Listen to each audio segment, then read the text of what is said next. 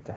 So, linearity assumption and the relevant range. So, according to economists, the total cost function or the line in the graph that represents the total cost is curvilinear. Ibig sabihin, it is not a straight line daw. So, there will come a point in the line wherein it will vary. It will not become straight. So, kung makikita nyo dyan sa graph, merong slight curve na sa dulo. Okay? No cost function. While for us, for accountants, we are assuming this function, cost function, as straight line. So, bakit natin siya sinabing straight line? Because it is straight given the relevant range. Given that it is within the relevant range. Kaya tayo may tinatawag na relevant range. So, kung mapapansin nyo dito, sa part na ito, kung saan straight yung curvilinear na cost function, nandoon yung relevant range. And then, dito sa outside ng relevant range, pwede pa rin nating makompute given na nasa loob ulit sila ng panibagong relevant range. Okay? So, parang dito sa part na to, pwede mong hatiin ito kung nasaan yung straight line, yun ulit yung sumunod na relevant range. So, the formula is acceptable given that it is within the relevant range. Okay? But it is not just a single relevant range. Okay? Pwede tayong magkaroon ng multiple relevant range. So, the points during or in that relevant range, yun yung ating straight line. Okay? Cost classification for predicting cost behavior. So, we have yan, in total and we have per unit. So, for variable cost in total, total variable cost increase and decrease in proportion to changes in the activity level. Meaning, the relationship is direct with the activity level. So, the total variable cost has a direct relationship with the changes in the activity level. While in the per unit basis, the variable cost per unit remains constant kahit na ano pa ang change sa activity. While fixed cost in total is not affected by changes in activity level within the relevant range. Okay? Actually, all this assumption is within the relevant range. Okay? So, very important yan ha, tandaan nyo na yung mga ina-assume natin na behavior is just within the relevant range. While fixed cost per unit decreases as the activity level rises and increases as the activity level falls. Okay? So, yun naman, yung fixed cost per unit, inverse naman ng relationship niya kasi tumataas yung activity level, bumababa yung fixed cost per unit. So, magkaibang direction, inverse relationship. While the fixed cost in total is constant. Quick check. Which of the following costs would be variable with respect to the number of cones sold at Hearn's Ice Cream Shop? Alin sa mga sumusunod na ito ang variable with respect to the number of cones? Letter A, the cost of lighting the store. Letter B, the wages of the store manager. Letter C, the cost of ice cream. And letter D, the cost of napkins or tissues yan, tissues for customers. A, B, C, or D? Can I get your answers? Which of the following costs would be variable with respect to the number of cones sold at Hearn's Ice Cream Shop? Cost of lighting the store, the wages of the store manager, the cost of the ice cream, and the cost of napkins for customers. C, D, C, D, C, D.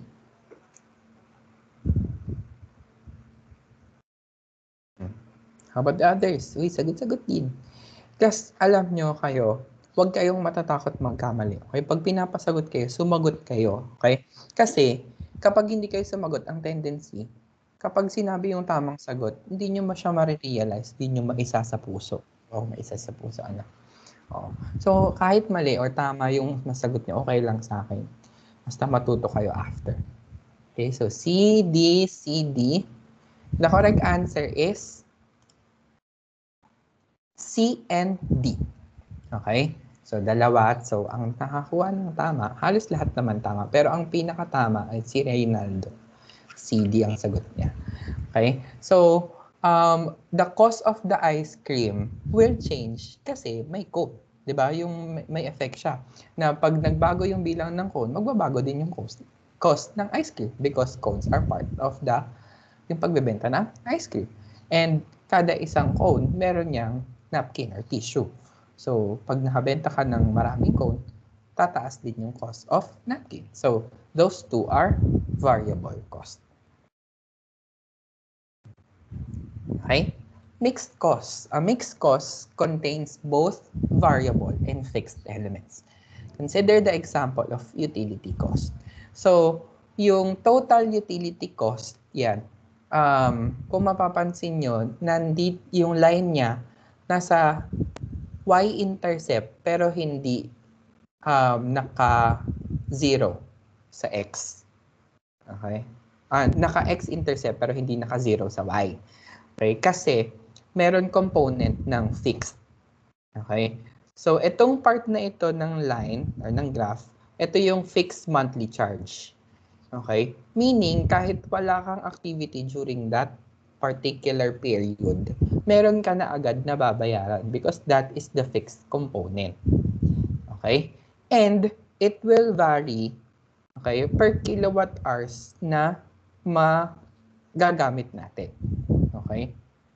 So, pag tumataas ang kilowatt hours, pumapatong pa siya dun sa fixed monthly charge.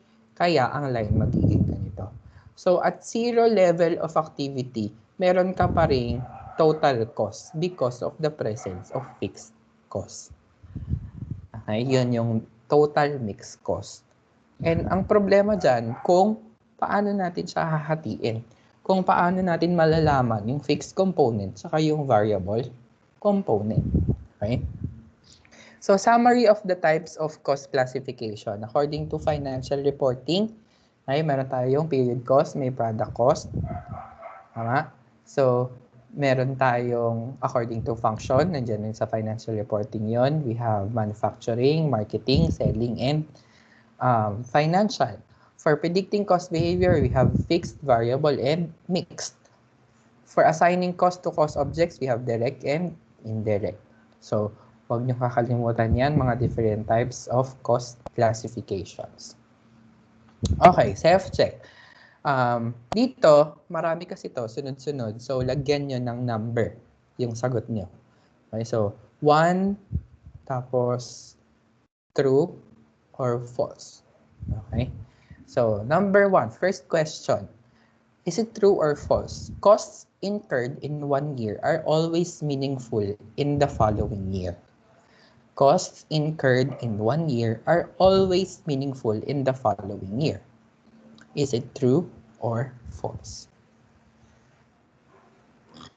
Answers?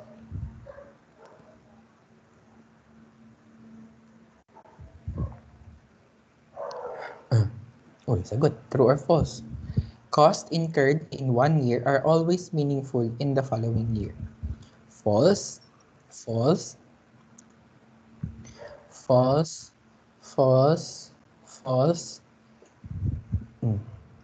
How about the others? May magsasabi ba ng true? Yan. Costs incurred in 1 year are always meaningful in the following year.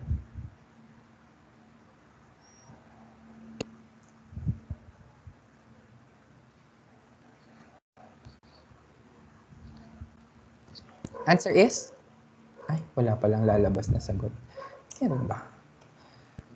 Bakit hindi lumalabas yung sagot?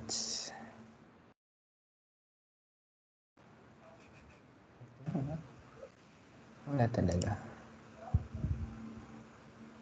False, false, false, false, false, false. Slideshow. Start from there. Okay, so from current slide. Answer is false. Okay? It is not always meaningful. Actually, trick question nga yan, class. Lalo na kapag kapag magsasagot kayo ng theories, lalo na kung true or false. Trick question lagi kapag may word na always, none, yung totally wala daw, ganon. Because yun yung mga pag-iisipan nyo na mga bagay. But in this case, kaya siya mali because there are costs that are sunk, meaning they are not helpful in future decisions or in future reporting. So the answer is false. Number 2, manufacturing overhead includes all direct materials, direct labor, and other indirect costs.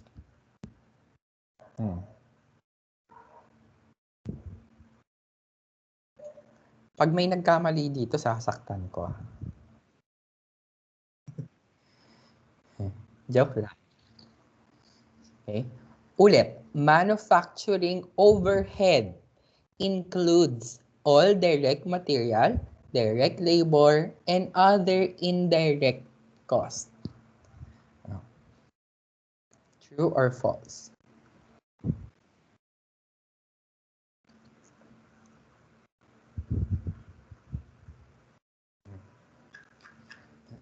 Ayan nyo ulit. Manufacturing overhead includes all direct material, direct labor, and other indirect costs. The answer is false. Kasi direct material and direct labor are not part of manufacturing overhead. Buti kung sinabi, indirect material and indirect labor and other indirect costs. Ayan pa, pwede pa manufacturing, pwede pang true. Okay? Number 3, discretionary fixed costs are not necessary to successful operation of the business. Answers. Discretionary fixed costs are not necessary to successful operations of the business.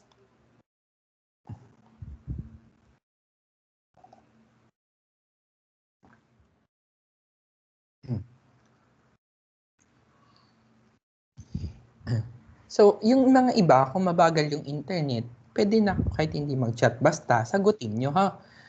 Kasi baka mamaya yung iba nalilate. Ay, baka pwede naman na pwede nyong sagutin sa papel, ganyan. Basta magsagot kayo. I-challenge nyo yung sarili nyo ha. So, the answer for this is false. Okay? Not necessary daw. Research and development nga, kinailangan ng Apple saka ng Samsung, di ba? Para maging successful. 4, discretionary costs should be the first ones cut in a cost reduction program. So kung magkakaroon ba ng cost reduction program, ang una mong aalisin are those discretionary costs. True or false?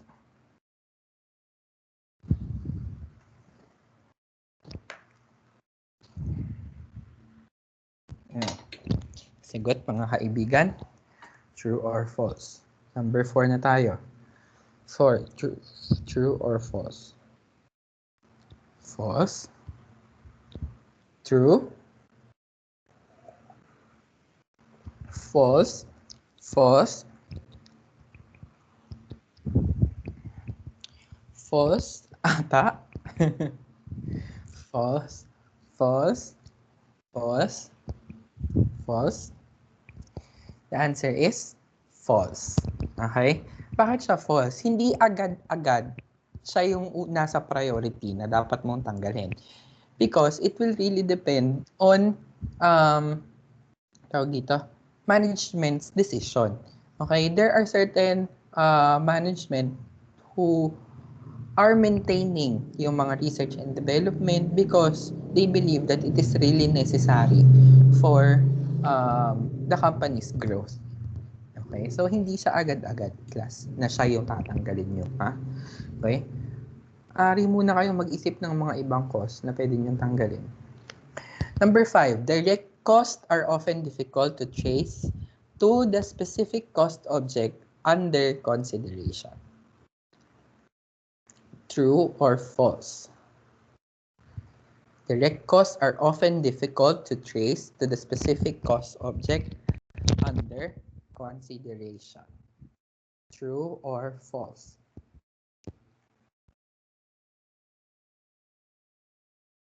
Okay. Answer? False. Okay, kaya nga siya direct cost because it is easily traceable. Okay, number 6. When the physical association of raw materials with the finished product is too small to trace in terms of cost, they are usually classified as indirect materials.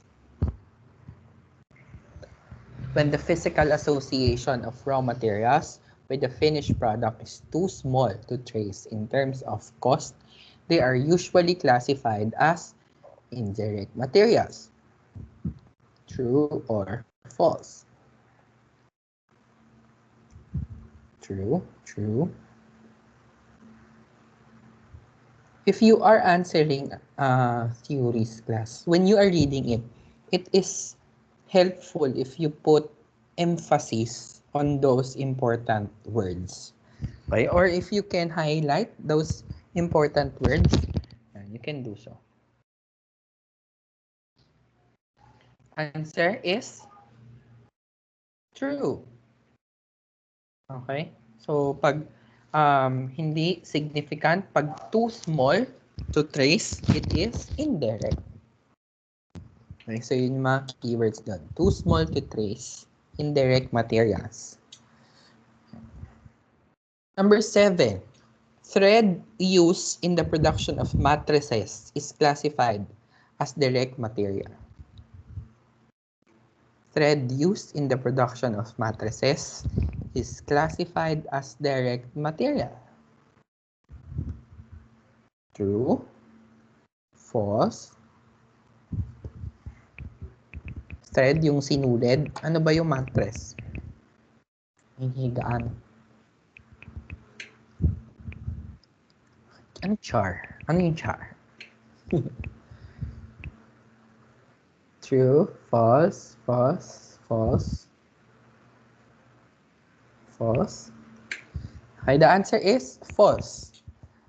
Okay, it is not a direct material. The cost of it is not significant. It's too small. Yeah.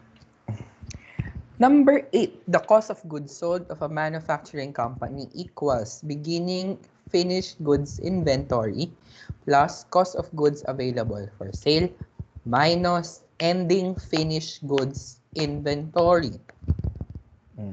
Cost of goods sold, yan ba yung formula?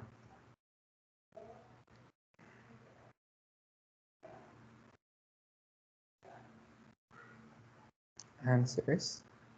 True.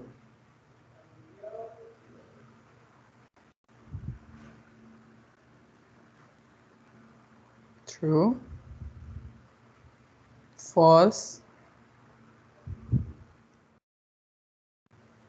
False.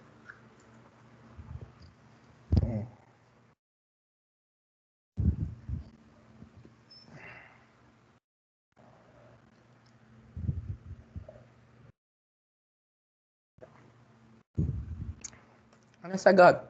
True or false? Correct answer is false. Bakit false? Oh, sa mga sumagot ng false.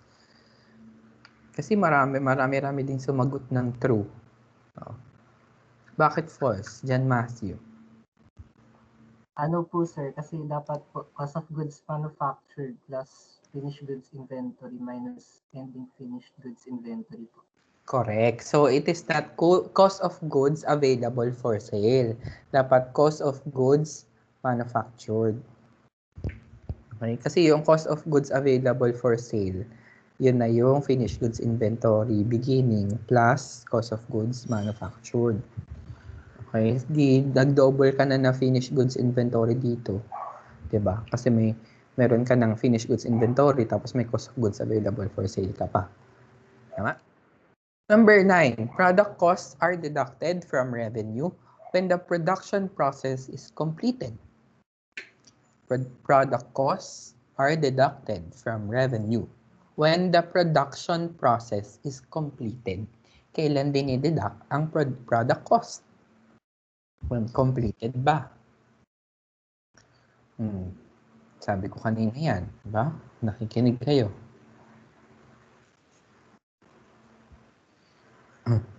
The correct answer is false. Tama? Because kailan dinideduct sa ang product cost sa revenue kapag sold.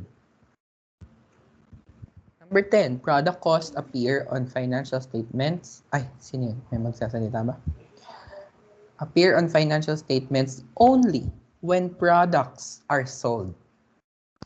Okay? Number 10, true or false? Product costs appear on financial statements only when products are sold. True or false? Sige, basahin maigi. False. Product costs appear on financial statements only when products are sold. False. Sige, the correct answer is false. Bakit false? Gusto ko si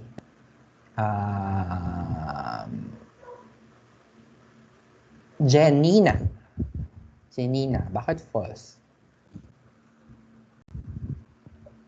Anong nagpamali sa statement? Yung financial statement. Correct. So, because ano ba ang tama? Appear on income statement. So, mag-a-appear siya sa income statement. Bakit naging mali nung on financial statement? Because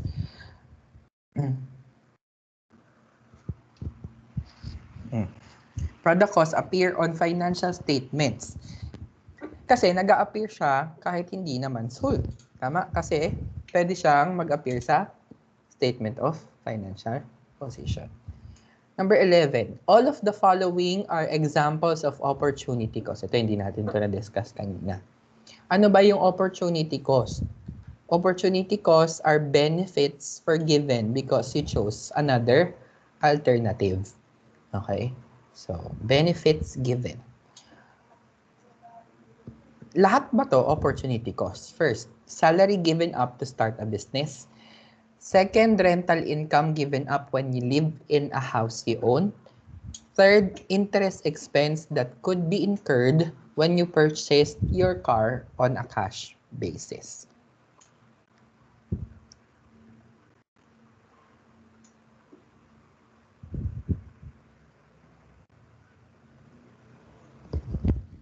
True or false? Lahat ba yan ay opportunity cost?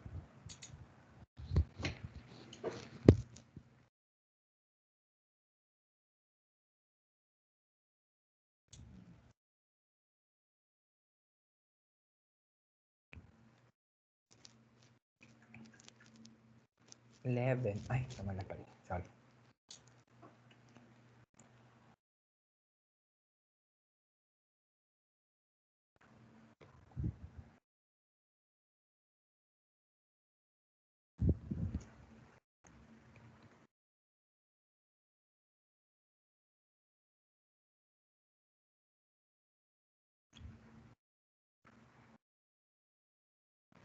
True.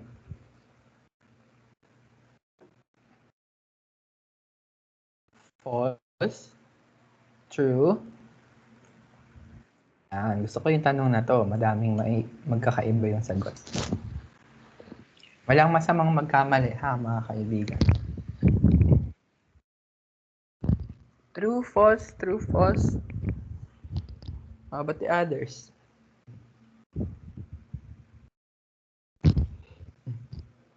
True, false, true, false. Ano po? True, false. Yan. False. False pala. Sige nga, Reynaldo, bakit mo nasabing false? Dahil na-realize ko bigla, bakit false? Bakit naging false? Kasi po hindi opportunity yung magkaroon ng expense. Hindi naman talaga tayo nagkaroon ng expense. Yung ano daw po, interest expense incurred when you purchase your car on a cash basis. Okay? So, tama na false. And tama din na ang statement na nagpamali is yung interest expense. Pero, kasi, ang explanation doon is, dahil ang opportunity costs are benefits for given. So, yung salary given up, nagkaroon tayo ng benefit for that. Tama? Kasi, meron na kasi talaga tayo ng expense na yon. Pero dahil nagtayo tayo ng business, nawala yon. So, kumbaga, dapat present na siya before, pero dahil napili ka ng alternative, nawala siya. Okay? So, dapat benefit. So, tama yung number 1. Yung number 2, yung rental income natin, meron dapat tayong rental income, pero na-forgone kasi tinirahan na lang natin yung bahay. So, tama yung second statement. Yung third statement, interest expense that could be incurred. Wala pa siya, hindi pa siya present. And expense siya na babayaran mo kung sakali na yun yung pinili mo, yung isang alternative. Pero dahil nag-cash basis ka, kaya yung cost incurred mo, hindi mo na nagamit. Therefore, hindi siya benefit na na-forgone. It is a cost saved. Okay? So, ang tawag dyan ay opportunity income. Hindi siya opportunity cost. Okay, yun yung tamang explanation doon. Next, 12. A variable cost is constant if expressed on a per unit basis, but the total peso amount changes as the number of units increases or decreases. Number 12, a variable cost is constant if expressed on a per unit basis, but the total peso amount changes as the number of units increases or decreases. Pag may namali dito, kukurutin ko. Answer, true, true. Answer, true. The answer is true. Okay? Hindi siya magbabago on a per unit basis, but it will change on as the number, but the total peso will change as the number of units changes. Number 13, high-low, scatter diagram, and regression analysis are methods of developing formulas to predict mixed costs. The answer is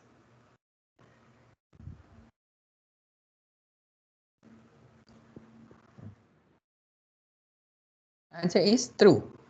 Okay. 14. The first step in high-low method is to choose the highest and the lowest cost incurred.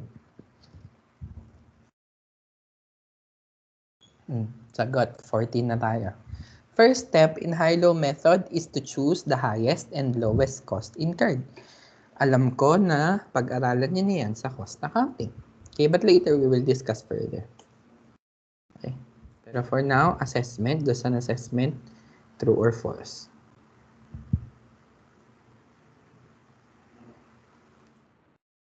Hala, wala na sumagot. 14. Nakalimutan na ba si high-low method? False, false, true. True. True. False. True.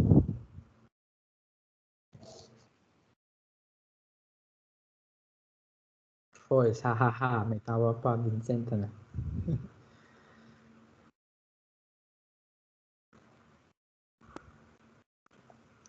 Sige, Vincent. Bakit false? Natawa ka pa dyan. Sorry po. I think it should be highest and lowest activity level po.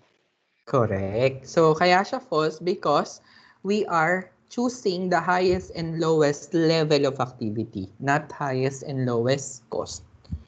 Okay? Kapag yung isang point doon, nagkaroon ng mas mataas na cost kahit hindi siya yung highest na level of activity, ano ang tawag doon?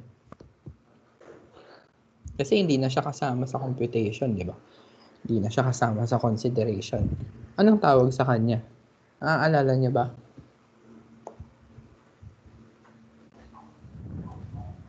Outlier po ba? Outlier, correct. So that is an outlier. So kasi 'di ba may mga ibang problem. Lilituhin kayo na yung highest level of activity, yung katapat niya hindi yun yung highest cost. 'Di ba? May mga ganon. So yung point na yun hindi na siya kasama sa consideration because that is an outlier. Number 15, a multiple regression equation uses more than one driver to predict cost. Okay? Multiple regression equation uses more than one driver to predict cost. True or false? Answer? True. Okay? Now, ano na tayo sa problem? Let's go to the problems. So, sana meron na kayong calculator. Kapatid, para sa ating problem solving. Please have your calculators with you so that you can solve our problems. Okay? Madadali lang to. This is just a practice. So, during the month of April, direct labor cost totaled 13,000 and direct labor cost was 20% of the prime cost. During April, dapat yan. During April, the total manufacturing cost were 88,000. Number 1, calculate the total prime cost. And number 2, the manufacturing overhead was. Okay, I'll give you 1 minute to solve. Dali lang yun eh. When you are doing problem solving, first, read the problem. Okay? And then, yung given. Okay? Tapos, yung formula. Tama?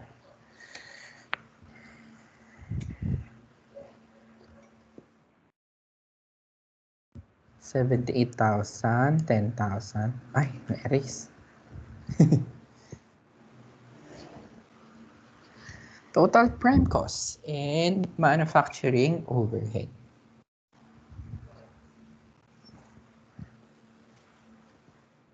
Yung aking Excel.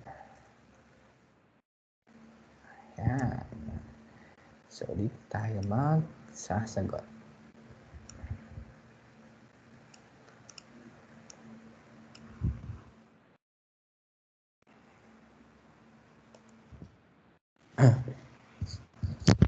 Christine, meron na siyang sagot. 65K and 23,000.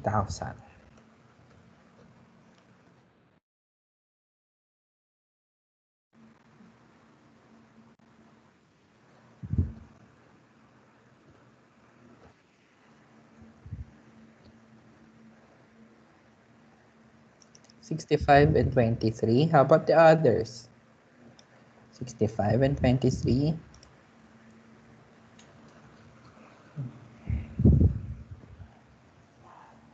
Ang mga iba, nag-solve pa. Class, magsagot kayo ha. Kulang po ng 0. Okay lang.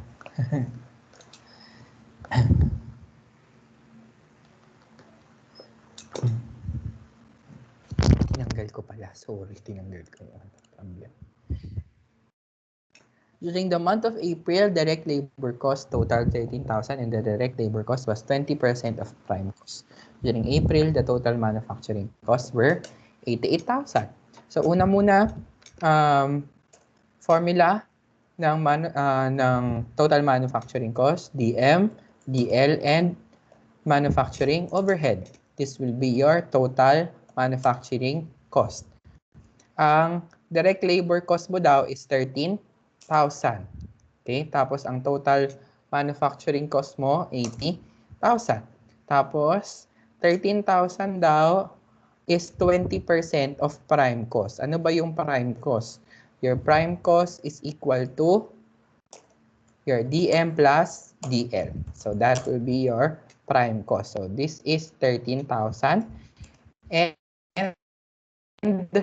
this is 20% of the prime cost. So, paano mo makukuha yung PC? PC is equal to DM plus DL.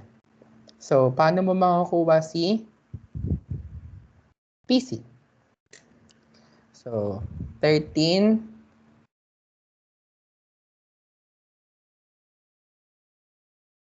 13,000 divided by 20%. So that will be 65,000. So your prime cost is 65,000. So that's the answer sa number 1. So itong dalawa na to, okay? Dalawa na yan. So para makuha mo yung yan. 65,000. So para makuha mo si manufacturing overhead, minus mo na lang. So 88,000. Bakit naging 80 to? 88 minus 65, that's 23. So the answer is 65 and 23.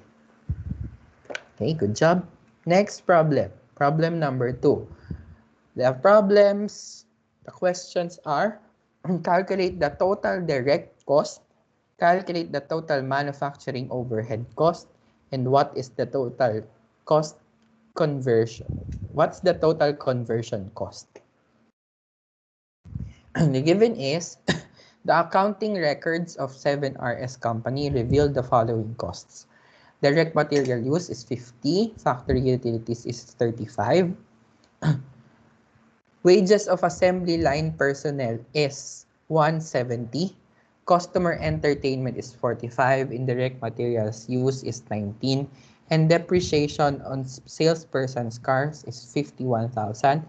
The production equipment rental cost is 110,000.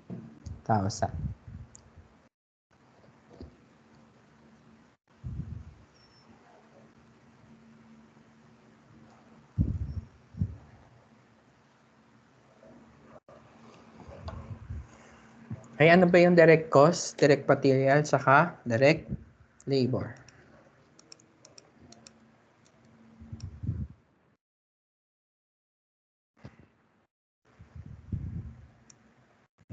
Sige, compute mo na.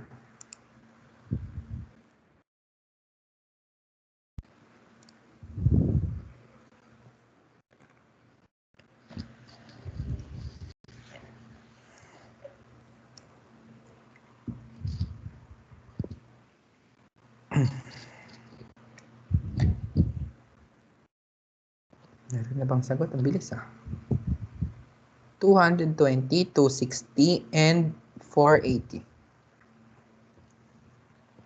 How about the others?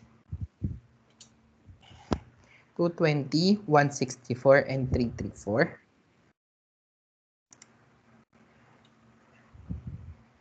Ay, baliktad. Sige, okay lang yan. Isa nare-realize no.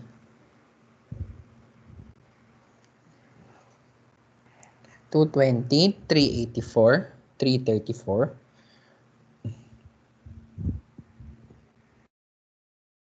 220, 164, 334.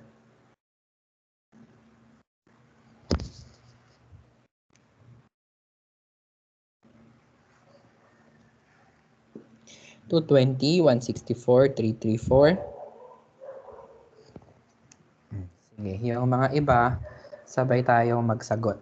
So, tignan natin kung ano yung mga DC at ano yung mga manufacturing overhead.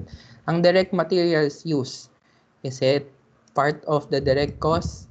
Yes, because it's direct material. Factory utilities, is it DC or manufacturing overhead? Manufacturing overhead. Part ng TIRUD. Wages of assembly line personnel.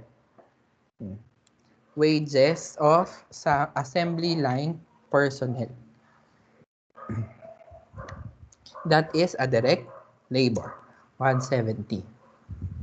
Customer entertainment, 45,000. Is it part of DC or MOH? No. So 45,000 is part of selling.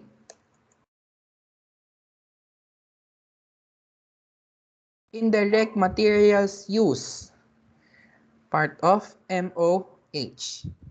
Depreciation on salesperson's cars. Salesperson, that is selling. Production equipment rental cost. Nasa production, rental, that is manufacturing overhead. That's 110,000. So, the answer, your direct cost is 220. Your manufacturing overhead is 164. And your total cost conversion is how much? So, etong 164 plus yung direct labor. So, that's 164 plus 170,000. That is 334,000. So, answers, number 1, 220. Number 2, 164. And number 3, 334. Ayan, maraming nakakuha ng tama. Galing, di ba? Naaalala nyo pa rin yung mga pinag-aralan nyo before. Number 3. Questions, calculate the total prime cost for September. What is the conversion cost for September and how much is the total cost of inventory to be presented in the financial position of the company?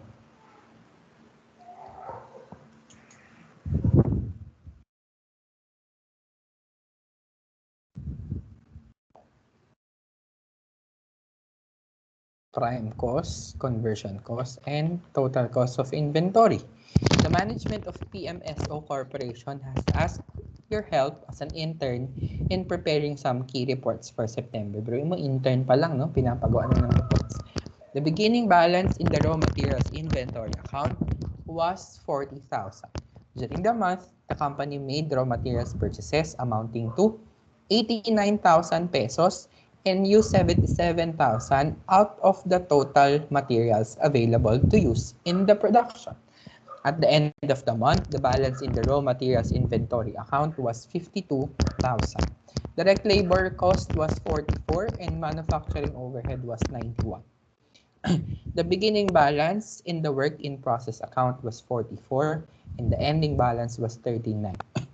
The beginning balance in the finished goods was 73 and the ending was 78. Selling expenses was 40 and administrative was 55,000. Dali, di ba? Number 1, total prime cost. Ano ba yung prime cost? Direct labor and direct material. Sinabi naman na, di ba?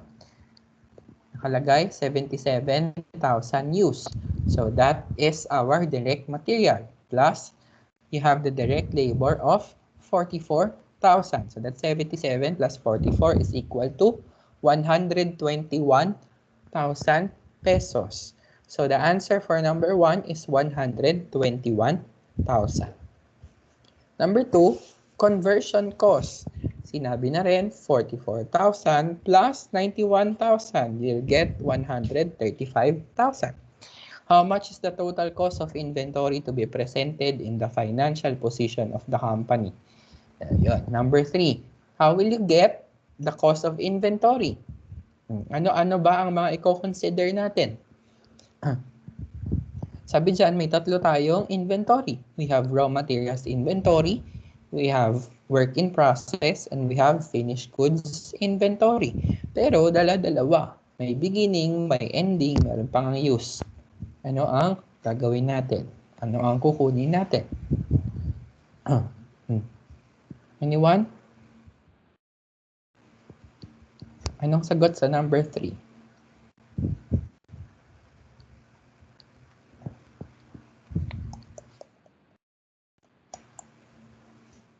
Odd lang.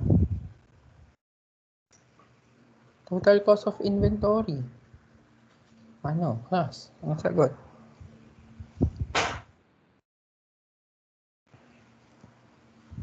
Di na ata sila nakikinig eh.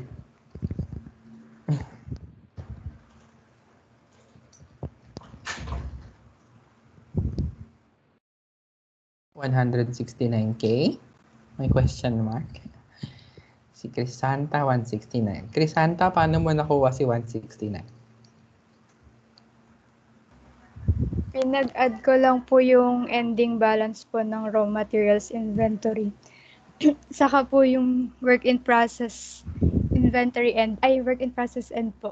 Tapos po yung finished goods inventory end din po. Correct. So, lahat lang ng ending balances ng tatlong inventory. So, for raw materials, 52. Ito po, 52,000 raw materials inventory account. Balance at the end of the month. Tapos, work in process and 39 plus finished goods and 78. So, that's 169,000 pesos. Okay ba? So, yung mga ibang amounts dyan, panggulo lang. Kahaba-haba ng problem. Napakadali lang naman palang sagutin. Ano? Number 4, compute the total variable cost and the total fixed cost. Some selected sales and cost data for RCR company are given below. Yan. I'll give you a minute. Minute to win. To solve it. Solve it. Solve it. How much is the total variable cost and the total fixed cost? Kaibigan ko. Sige.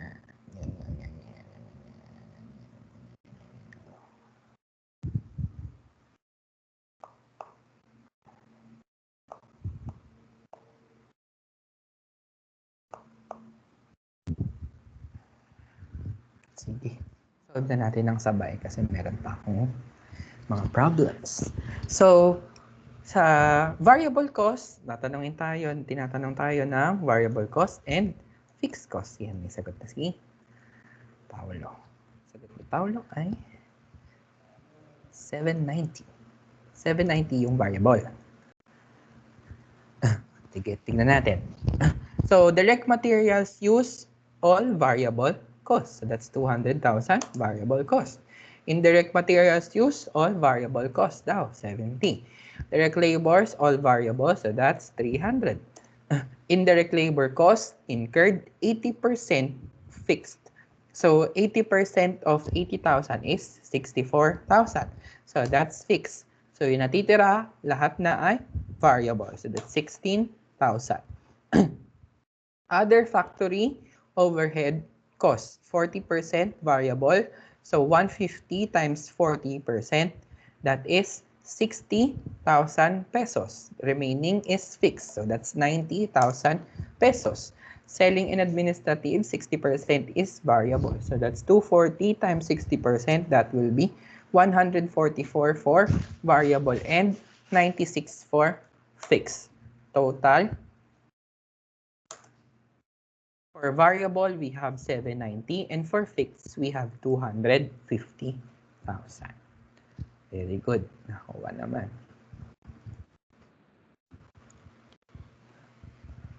Okay? Naintindihan ba? Nasundan ba mga kapatid? Questions? Diba? Padali lang, diba? Sinasabi naman eh. Variable. Yung percentage, sinabi din. Pag hindi fixed, edi variable. Okay? Next problem. Problem number 5. Questions are: total manufacturing overhead cost, selling expenses, and administrative expenses. Below are the amounts gathered in order to calculate the total product cost incurred by Madison Company. So, ang hinahanap sa atin are OH, selling expenses, and administrative expenses. Materials used, including 70% of indirect materials. Ano lang ang part ng overhead cost? Yung indirect. Therefore, ang i-add lang natin dito ay 70,000. The remaining materials are all direct. Kasama ba sa tatlong to? Ang direct. Answer, no. So, yung 710, that's direct material. Labor costs, including 80,000 maintenance salaries.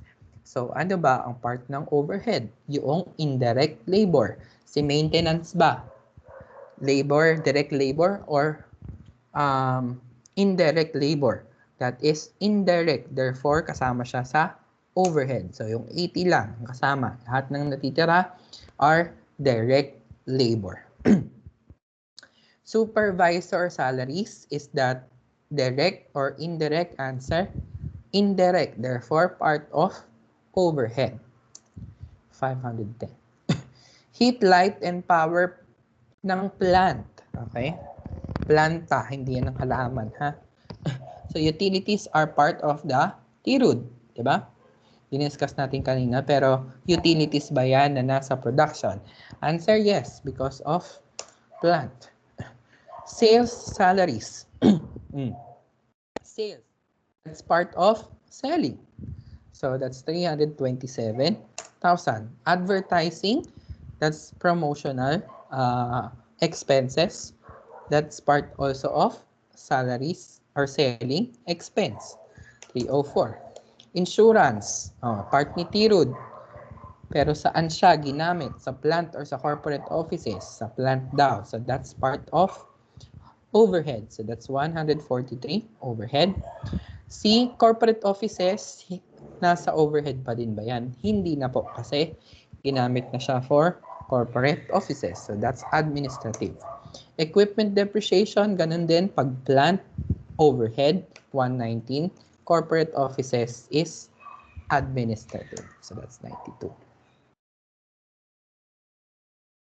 Total, 1,057,000 for total manufacturing overhead, 631,000 for selling expenses, and 300,000 for administrative expenses. Questions? Wala. Let's proceed. Now, let's proceed with high-low method. So, dito na tayo sa ways to determine yung fixed component and variable component of mixed cost. Okay? So, ang mga tanong sa atin for this problem, what is the variable cost per unit, the total fixed cost, and determine the total cost of the company produced kapag nag-produce siya ng 6,500 units. Okay? High-low method.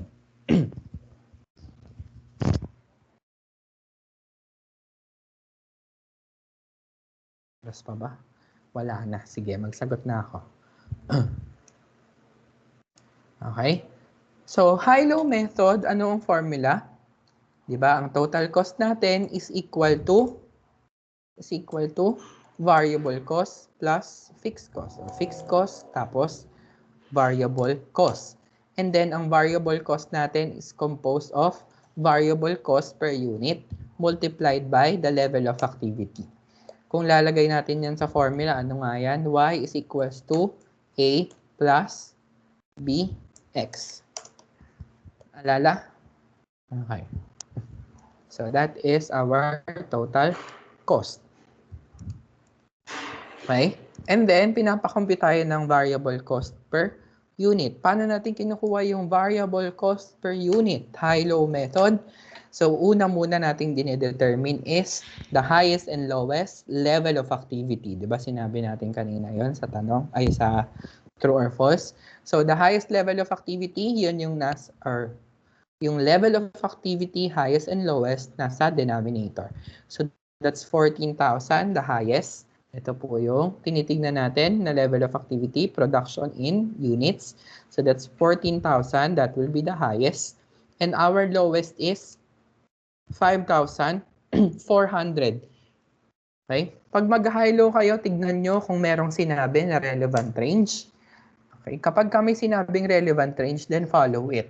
Yun lang yung i-consider nyo, yung within the relevant range. But in this problem, wala namang sinabing relevant range, kaya ang kunin natin highest and lowest. Let's consider all the points. So 14 minus 5, 4, that's our denominator. And our numerator, yung katumbas nila na cost. So that will be 104,430 minus yung katumbas ni 5,400 na 41,478.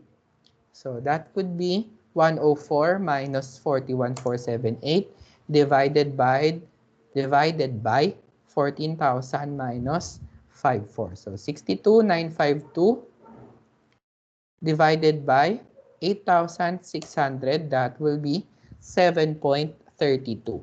So ano tong 7.32? This is your variable cost per unit. So this is the answer to number 1. And then apply it in the formula. So that would be total cost is equal to fixed cost times variable cost per unit multiplied by X. Tama? So, kuha tayo ng isang point, highest or lowest, para ma-solve natin siya. So, kung dun tayo sa highest, our total cost is 104,430 equal to your fixed cost. Variable cost per unit natin is 7.32 multiplied by ano yung X? Level of activity, 14,000. So, itong BX is 7.32. So, fixed cost plus 7.32 multiplied by 14,000. Okay, bakit nagkaroon ng negative? Okay. So, that's 102,480, 104,430. Paano natin makukuha si fixed cost? Transpose. So that's 104,430 minus 102,480. So our fixed cost is 1,950. So that will be the answer for number 2. And then the total cost if we will produce 6,500 units. So ang hinahanap natin is total cost equals fixed cost VCU multiplied by X. So, fixed cost natin, 1,950. Ang variable cost natin per unit is 7.32. Multiply daw siya ng 6,500 units na given. So, that would be 1,950 plus 47,580. So the total is 49,530. That will be the total cost if we will produce 6,500 units. So that's the answer in number 3. Okay, nasusundan pa? Kaya, di ba? Ito binara lahat. Okay, next problem. The following information is available about supplies cost for the first 6 months. So ito naman, kadugtong siya nung unang problem. Pero ito, meron na siyang sinabing relevant range. If the relevant range is from 6,000 to 13,000, ibig sabihin, that will be our point of consideration. Hanggang dun lang tayo. Oras na merong bumaba doon sa relevant range or tumaas sa relevant range, we will not consider it as part of the high-low method computation. So, ang tanong sa atin, what is the total fixed cost and determine the total cost if 12,000 ang gagawin natin. So, hindi na natin i-consider yung lagpas 13 at yung below 6. So, ang high and low na natin is 11,400 and 8,800. Kasi hindi nakasama yung 14, lagpas ng 13. Hindi nakasama yung 5,4, lagpas mas mababa sa 6. So, dun tayo sa 11,4 and 8,8. So, that's yung nasa baba. 11,4 and 8,8. So, minus natin. Minus. Tapos, yung nasa taas, yung kabangga nilang cost, that will be 88,718 and 68,906. So, minus, then divide. That's 7.62 variable cost per unit. So, nagbago ang relevant range, nagbago rin ang sagot. Now, let's compute for the fixed cost. The total cost is equal to fixed cost times VCU multiplied by X. So, our total cost, apply natin sa highest. Total cost is 88,718. Fixed cost is missing.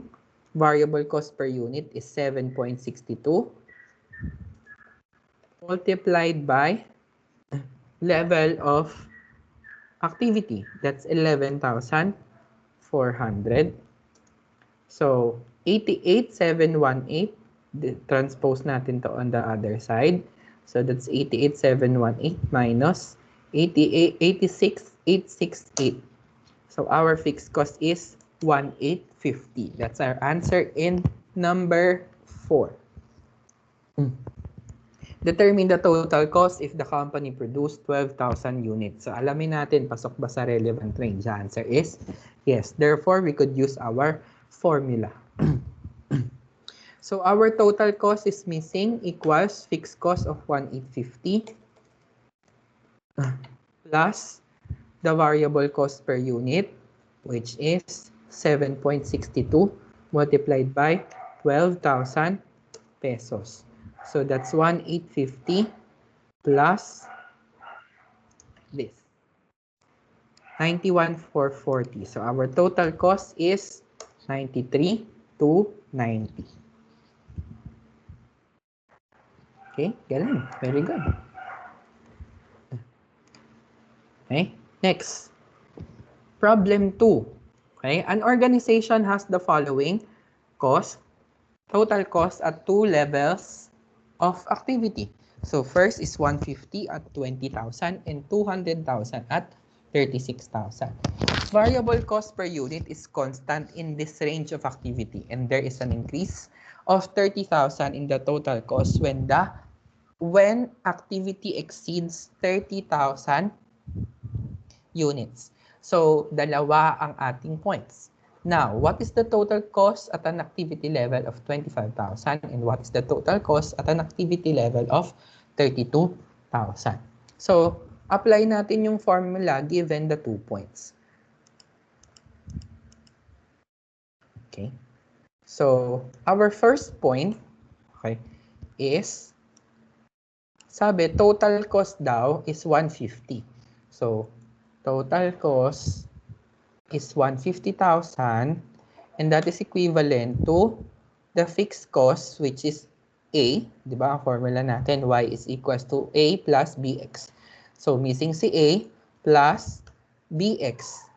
Ang B natin, ano nga yung V? Variable cost per unit. Given na ba si variable cost per unit? Hindi pa. So, missing pa din. Pero, given yung level of activity at 20,000 units, so that's 20,000 B. And the second point is 200,000 total cost equals missing si letter A. Pero ang sabi is kapag ka daw hindi. Tama. Kapag ka daw nag-exceed ng 30,000, mag-a-add ng additional 30,000 sa ating fixed cost. So, add din siya sa total cost. Therefore, we have A plus pareho din 36,000 B. Pero, in this point, mag-a-add ka na rin ng additional 30,000. Kasi, lumagpas ka na sa 30,000 units because 36,000 na yung level of activity natin. So, therefore, simplify natin to. Lipat natin to sa kabila. Magiging 170 kasi 200 minus 30,000 equals A plus 36,000 B. Tama ba? Then, Alamin natin based on or using these two formulas. So, paano natin siya isa-solve? Paano natin mako-compute? Gawin nating negative lahat yung isa. So, ito na lang ang gawin nating negative. So, that's negative 150,000 equals negative A para makancel si A. Negative A.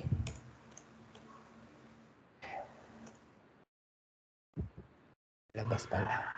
Negative A minus 20,000 B. Then, let's add 170 or HUS. 170 plus 150 plus negative 150, that's 20,000, equals, cancel si A. So, ang lalabas is positive 16,000 B. Tama? Then divide both sides by 16,000 for us to get B. So, B is equal to 20,000 divided by 16,000. The answer is 20 divided by 16, 1.25. So, that's our B. Ano nga ulit yung B? That is the variable cost per unit. Okay? Now, let's compute A using one of these formulas. Ito na lang. So, 170,000, that's your total cost, is equal to your A, missing, plus 36,000 times 1.25. So, that's 170. Transpose it to the other side, yung 45. That's 170 minus 45,000. This is your A. That's 125,000. Okay, so meron na tayong A, meron na tayong B. So our A is this, and our B is 1.25. Now, pwede na nating isolve yung total cost. Total cost is, unang tanong, at 25,000 units. Does it exceed the 30,000 units? Answer is no. So therefore, wala pang increase ng 30,000. Tama? So that will be total cost is equal to 125,000, your letter A, plus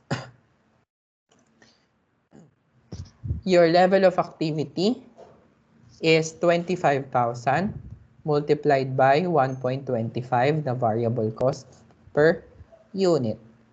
So that will be 125 plus 31,250. Answer for number 1 is 156,250.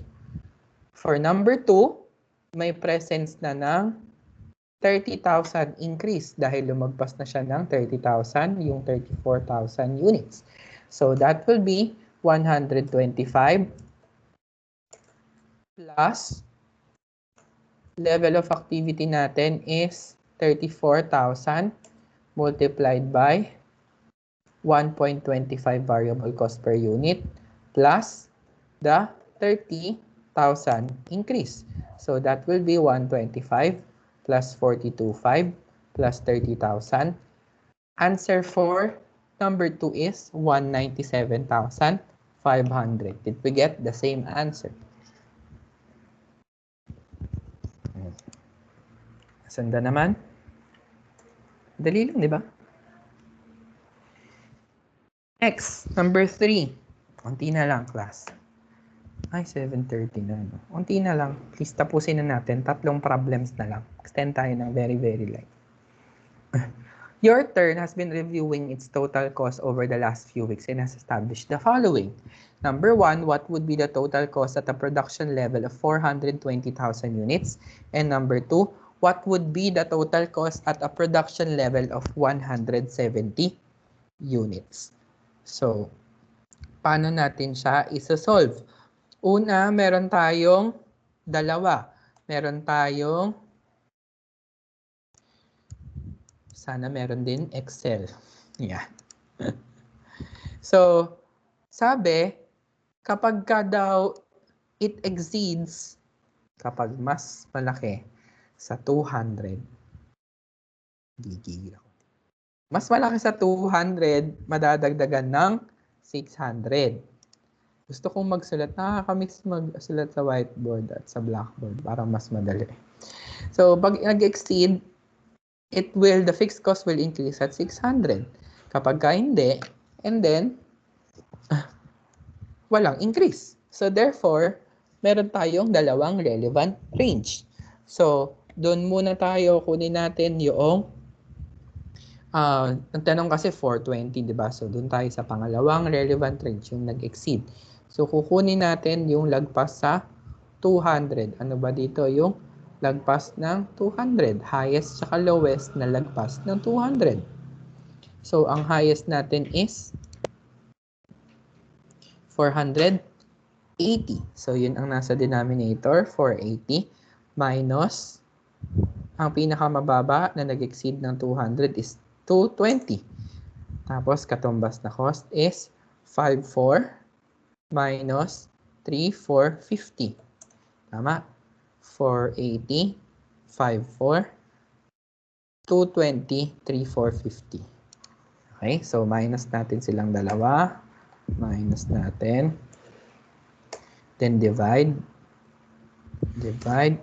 Our variable cost per unit is 750. Okay? Tapos, compute natin yung fixed cost. So, equals fixed cost VC times X. Total cost is highest 5,400. 5,400 equals fixed cost VCU is 7.5. Level of activity is sa 5.4 is 480. So that's 36.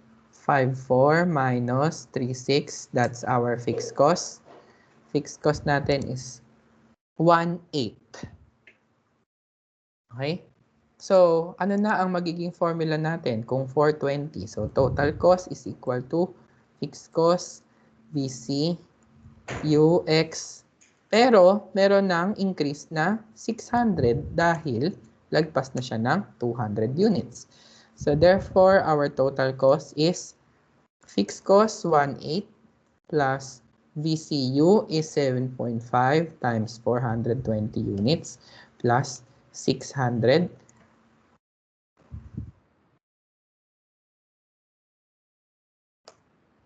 Our answer is 5550. Is aware that fixed cost increased by 600. Hindi pala. By 600 when production exceeds 200 units. Assume now that the company is aware that fixed cost increased by 600 when hindi pala. Nandito na pala yung 600. Nag-increase na siya kasi nung lumagpas sa 200. So, kasama na siya dito. Therefore, hindi na natin siya i-add. So, ang total natin is 1.8 plus 3,150 lang. So, that's 4,950. Dito tayo sa pangalawang relevant range, magbabago. Kasi, given daw na meron na tong increase yung 1.8 ng 600. Ngayon, 170 na lang. So, mas mababa. So, ang total cost natin, ang fixed cost natin, mababawasan na siya ng 600. So, magiging 1,200 na lang ang fixed cost natin. Then, we have 7.5 variable cost per unit multiplied by 170 units. That's 1,275. Total cost is 2,475. Tama ba? 7.5 times 170. Tapos 2,475. 7.5. Okay? Did we get the same answer?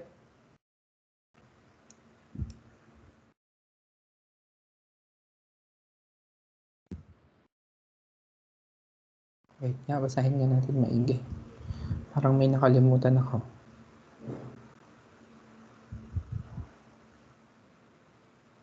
Mag-iiba rin pala yung formula natin. Hindi pala siya pareho. Iba na pala ng relevant range. Iba ulit ng formula. Kukuha pala ulit tayo ng total cost. Erase, erase, erase. So, yung formula natin sa panibagong relevant range kukumputin pala ulit natin yung highest tsaka lowest. Kasi hindi na siya kapareho, di ba? Tama? Pero isa lang ang point natin, kung mapapansin mo, ito lang 120. Wala na tayong ibang points.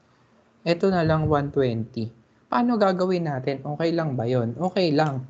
Apply na lang natin yung formula. Fixed cost equals VCU. Ang total cost natin, 2,160. Dito sa point na to.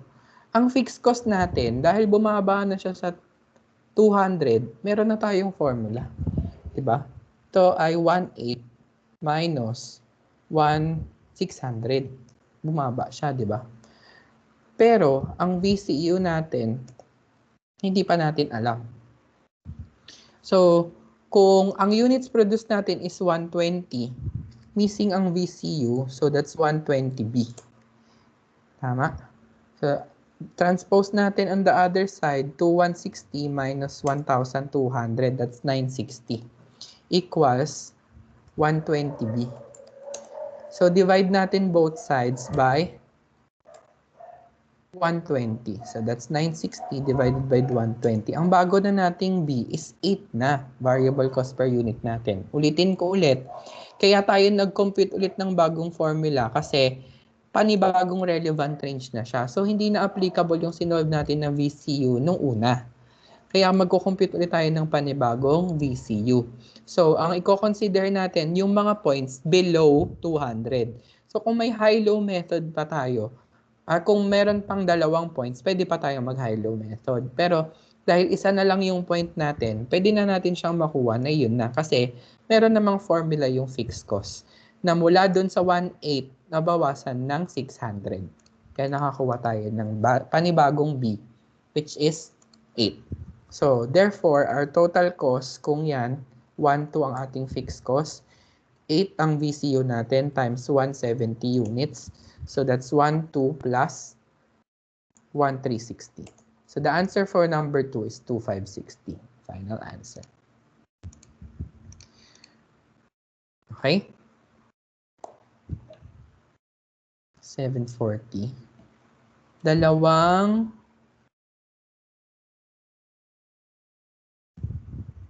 Meron pa akong ilang problems pa ba?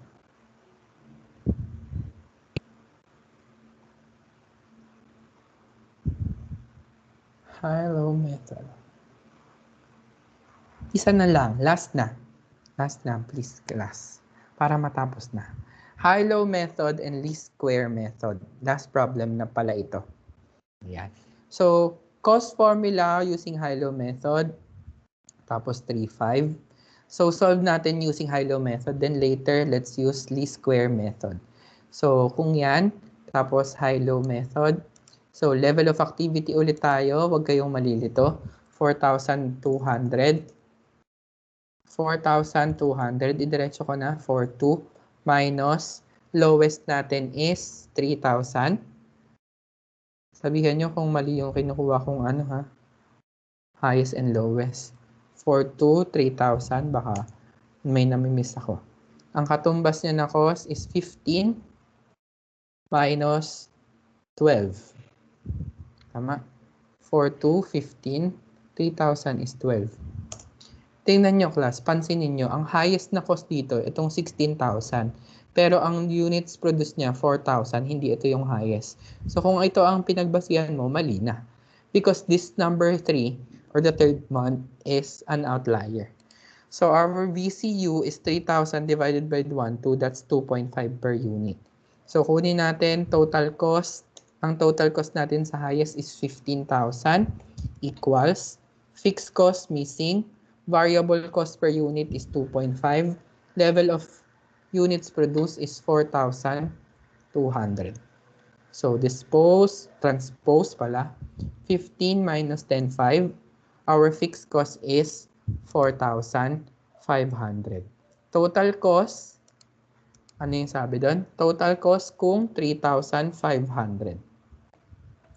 Okay, so, total cost, fixed cost is 4,500 plus yung variable cost per unit natin. Magkano? 2.5 multiplied by hour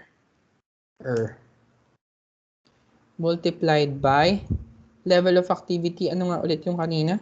3,500. So, ang total cost natin is 13,250. Ito ay kung high-low method. Paano naman ang least square? Ang least square is also the same as linear regression. So, pareho lang yung least square at linear regression. Okay? Paano naman ang formula ng least square method? So, ang least square method, ito yung mahaba. Okay? Dati, nung nag-aaral ako, meron akong sarili kong formula dito. May tawag ako. Yun yung A, summation of y. Diba? Yung E na lang yung summation ko Pero summation yan. A, tapos na plus x. B, tapos summation of x. So, A na bex, tapos xc, xa, summation of x, tapos multiplied by A, plus bex squared. B, summation of x squared. Tama? Squared, ha? Pakinggan yung video. So, A na bex plus xc xa x squared. Paano nakuha yan? Nanggaling kasi yan dun sa formula na y is equals to A plus bx. Tama? Tapos, sabi sa statistics, kapag x or y, pagkabag variable, pwede mong i-summation. Pwede mong i-sum up. Pero kapag coefficient, which is yung a at b, hindi mo siya pwedeng i-sum. Okay? So, kaya yung mga variable ay nilagyan natin ng summation. So, ito, nilagyan ng summation, kaya naging summation of y. Tapos, ito, hindi pwede because it's coefficient. So, bilangin mo na lang yung number ng coefficient. So, that's NA, kaya naging NA. Tapos, yung B, hindi pwede. Tapos, yung X, nilagyan ng summation, kaya naging bex. Okay? Tapos, yung y equals a plus bx, ang ginawa dyan, minultiply sila lahat ng x. So, ito naging xy, ito naging ax, ito naging bx squared. Kasi lahat sila minultiply ng x. Okay? Tapos, in-apply ulit yung statistics na lahat ng coefficient sa sum up. Ito, nilagyan ng summation, kaya naging xc. Tapos, yung a, hindi nga siya lalagyan ng summation. Yung x lang yung nilagyan, kaya naging xa. Summation ng x multiplied by a. Plus, ito, yung b, walang summation. Yung x, merong summation, kaya naging b summation of x squared. Nasundan ba? Balikan nyo yung video kung sakaling naguguluhan kayo or hindi nyo siya naintindihan nung unang beses. Okay? So, yung units produced natin, that will serve as your x. Yung unit or yung level of activity, di ba? X yun. Yung total cost, yun yung y. So, that's 3,000, 4,200, 4,000, 3,4, 3,2, 3,1. All of these are your x's. Ayan. Tapos y naman lahat, 12,000, 15,000, 16,000, 13,500, 11,500, 11,500. Okay? Summation, ibig sabihin, i-add mo lahat yung mga x. Summation of y, i-add mo lahat. Tapos, tawag dito, yung x squared mo siya. So, x squared to, yung column na to. So, x squared multiplied by x na lang ulit para mas madali. So, that's 9 million. Gawin natin siya lahat hanggang dulo. Tapos, summation ng x squared. Ito. Tapos, xy. multiply lang natin yung x and y. Tapos, summation ng xy. Okay? Expand natin para malaman natin kung yan. Tapos, lagyan natin ng comma para mas madali natin siyang intindihin. Tapos, ito yung mga summation. Lagyan natin ng double rule. Ayan. So, apply na natin yung formula. Okay? EY, summation of y, ano yun? So, that's 79,500 is equal to NA. Ilan ba ang ating factors? That's 6. Diba? 6 ang ating given. So, that's N. Yun yung N. 6. 6 points. Multiply by A plus B and then summation of X. Ano nga yung summation of X? Ito, 20,900 B. Okay? Then yung pangalawang formula, summation of XY. XY, summation niya is 20. Ito. 281,350,000 is equals to equal. Tapos, tama ba? Yeah, 281,350. Tapos, ang sunod, summation of X. Ano ang summation X? 20,900 A. Plus B. And then summation ng X squared. Summation ng X squared, 74,050,000 B. Tama? Ay, ba't may equal pa ako? Kaya hindi siya lumalabas. Yan. Okay? Tapos, pag-addin nyo na itong dalawa, pero paano mangyayari yan? Paano natin may eliminate yung isang coefficient? Eliminate natin itong A. So, paano natin gagawin para ma-eliminate si A? Ang gawin natin, i-multiply natin sila both sa, multiply natin itong formula na to, both sides by 20,900 divided by 6. Tama? Para matanggal natin yung A. Tama ba? So, 79,500 multiply by this.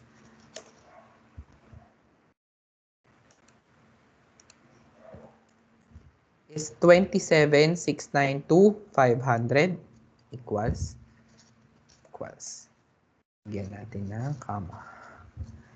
Okay? So, ito magiging 20,900 A plus 20,900 B. 20,900 B multiplied by this one. Tapos, yan ay lalagyan natin ng B. Tama? So, 72,801,667 B. Diyan siya. Magkasama siya ha. B. Okay? Tapos, i-add mo siya dito sa formula na to para ma-cancel natin si A. So, lahat papalitan natin ng negative yung second formula. So, 281 minus 276,925. That's 4,425,000. Maka-cancel na si A. Tapos, ito, tanggalin natin si B para madali natin siyang maka-cancel. Yan. 74 minus this multiplied by B. Tama?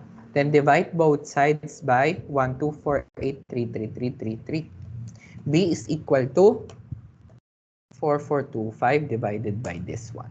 So that's 3.5447 for computation purposes. Ano natin siya? Round it off to 4 decimal places. Okay, so that's 3.5447. Pero dahil naka-Excel naman tayo, wag na natin i-round off. So, apply na natin siya. TC dun sa isa sa ating formula, dito na lang sa 79,500 equals 6A Ay, tuloy. Plus yung ating 20,900 multiplied by our P. So that's 74,084. Transpose it in the other side. Minus this one is equal to 6. Divide both sides by 6. So that's A is equal to this one divided by 6. So that's 902.53. So that's our letter A.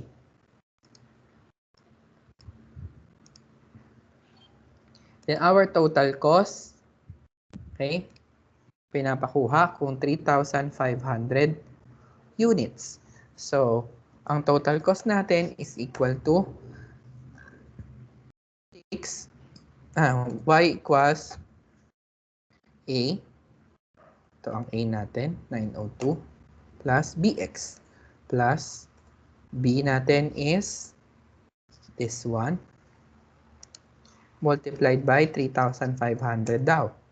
So, our total cost is equal to this one plus this one. So, that's 13,309.0787. So, that answer. Yan. So, kung i-compare mo siya dito sa ating nauna, ano nga yung sagot natin sa una? 13,250 daw ang ating TC. Tapos, ang ating VCU, 2.5. Pero dito, VCU natin, 3.54. Ang total fixed cost natin dito, 4,500. Dito sa baba, 902.5367. So, magkaiba sila. Now, if you will be asked in our exam, ano ba ang mas accurate? Ano ang pipiliin mong sagot? Yung nakuha mo ba sa high-low method o yung nakuha mo sa least square method? The answer is least square. Okay? The most accurate is the least square method. Bakit? Kasi sa least square method, lahat ng points kino-consider natin. Eh sa high-low, dalawa lang, di ba? The highest and the lowest lang yung kino-consider natin. So, ang pinaka-accurate kung papipiliin ka, pinaka-maganda is yung least square method. Pero meron pa tayong scatter diagram, pero mabilis na lang. Yung scatter diagram natin is meron kang points, di ba? Meron kang points. I-outline mo yan sa graph.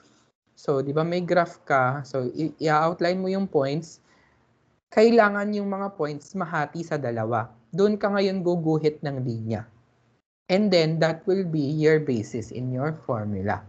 Normally, hindi naman nagpapakompute ng scatter diagram sa mga exam. Pero, kung tatanungin ka, ano ang mas accurate scatter diagram or high-low method, anong pipiliin mo? Si SD ba or si HL?